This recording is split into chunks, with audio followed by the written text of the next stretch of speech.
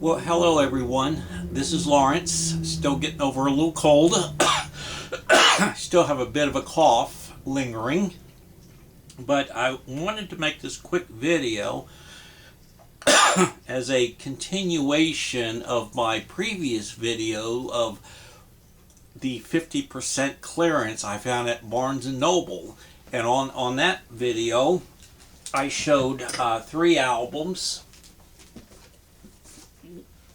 that I purchased with the 50% off clearance. Excuse me. And that was Zooroba by U2.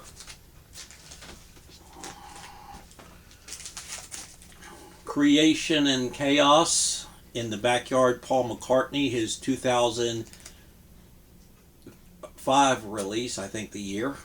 Very, very good album. And so is Zooroba. And this was the biggest bang for the buck. Neil Young, Decade. It was $36 and 50% off, but you get 3 albums of Prime Neil. So that cool, and it has all the artwork and everything. So happy to be rediscovering these albums on vinyl, on new 180 gram vinyl. And for these albums, when they came out, except for Decade came out on vinyl, of course, and cassette and maybe 8-track, but Creation, Chaos, and U2 Zooroba originally came out on CDs, and vinyl was not the thing then. So to rediscover them on vinyl, I mean, I feel like I'm going from watching a TV show on a black and white TV to full, 60-inch color, So anyway, I still had some money left, and I said, this sale's just too damn good to pass up, because you're getting these albums at half price. So I went and got some more. And they're right here. And this one I had my eye on. I originally got it on CD many years ago, and then I got it on CD again after George's passing. His estate and record company reissued 33 1/3 and digitally cleaned it all up and all that. But when I saw it on vinyl, that 50% off, I could not exist. I exist. I could not resist of getting it again. And this will be the last time I buy this album, this music. So happy went to that revolution, of buying it on CD and then remastered CD and 180 gram vinyl. I already opened this one up, and it had the George Harrison sticker on it, the estate, and say these were taken from the put it on my reading glasses, remastered from vinyl from the original analog stereo remaster tapes. So that's cool. You're just not getting a giant CD. I remember when this album came out in 1976 in the fall, and his last 2 albums, Dark Horse and Extra Texture, was not so much well received from the critics and public. I think Dark Horse was a bit underdone, and just did not come to the full potential of what is he capable of. A bit undercooked, let's say. And I got my cat up here. I hope she doesn't knock the camera. And then the Sleepy Extra Texture, which I could never get into. I got the album for Christmas, tried to listen to it a few times, and just put it away. And I've tried to listen to it again, and Although I liked it a little bit better, it's not my go-to George Harrison album. And then 33 and a Third came out. I remember they played it on our local FM rock station as the Midnight Album. That was the time when they used to play an album in its entirety at midnight. And when I heard it, I was very excited because what I was hearing was a much, much better album than the last two. And of course, All Things Must Pass always overshadow everything. But I thought George really put out a nice album. It was the 1976, the American Bicentennial. There he's got his bicentennial glasses on, red, white, and blue. And this came out about the time disco was really taking off. And this album performed moderately well. It had two radio songs, Cracker Box Palace and this song, which was about his being copyright infringement on My Sweet Lord. And he didn't come out so well in that, and he made a really funny video about it, and wrote a song about it. This album is very good. It's very tight. By now, he is away from the Phil Spector wall of sound production, and it has well-known players like Willie Weeks, Billy Preston, Tom Scott, and a few others too. What I was noticing about this is the reproduction of the album cover is very good, and they went as far as to his name and title of the album. When it was originally released, you could see the silver in there with the texturing. I don't know if you can hear that, but the texturing is inserted into the album cover, silver, and they put the lines in it, so they kept it. The reproduction of the album cover is very faithful, and the picture's really nice. Same down here, the silver, and also while they had the inner sleeve here with the plastic lining inside, they also gave you the original inner sleeve with the lyrics, the silver here, and credits. So that's very nice. So I'm going to move this video along. I just want to show these albums. One other thing I would say is every song on this album is really good. There's no skip over tracks. The opening track, Woman Don't You Wait For Me, I was mentioning disco, and was becoming really big in '76. Woman Don't You Wait For Me, if you listen to the beat on it, kind of has a disco-y beat to it. I'm sure George didn't have that in mind. The last track, Learning How to Love You, is just absolutely stunning, and there's a great tribute to Smokey Robertson called Pure Smokey.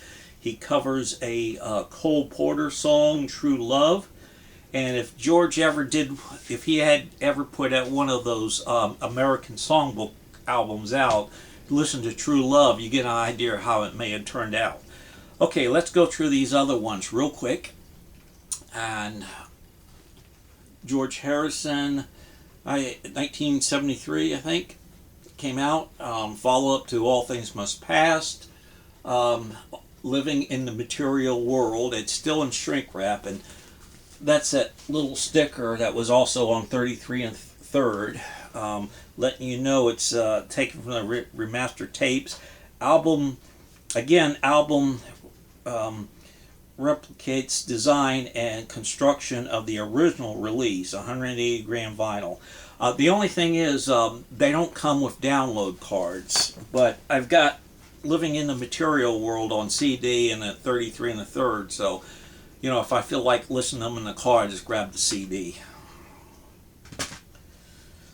So I'm looking forward to opening this. This had some really cool artwork with Indian theme, Indian culture, some of that artwork in there.